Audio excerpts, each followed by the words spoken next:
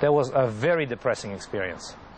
Peter Yanev is a structural engineer who lives in San Francisco, but spends most of his time visiting the world's other seismic hotspots, figuring out how to build safe buildings. Is that right? That's right.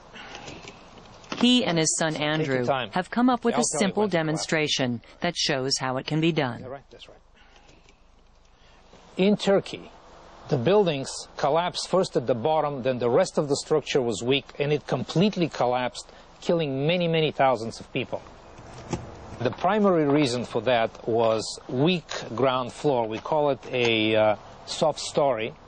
The two buildings are identical except for one difference. This is the soft story building, which has no strength, adequate strength in the ground floor. And right next to it, an identical building, except on the ground floor, we have added two small additional walls called shear walls to block some of the openings. That is adequate to prevent the building from collapsing. So Andrew, if you can start shaking it, and let's kind of simulate a magnitude 7 earthquake, which would be at least 20 seconds. Okay, go ahead. Now that it gets strong, now slow down a little bit.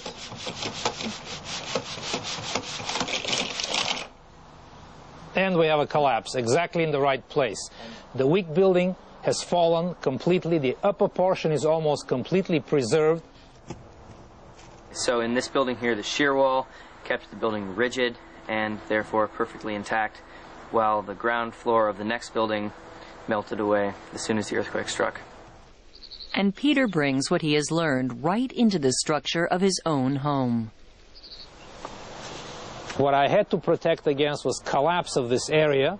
This is one of the main shear walls of the houses. What it is plywood, very well nailed against the studs. I think strength and beauty go very nicely together.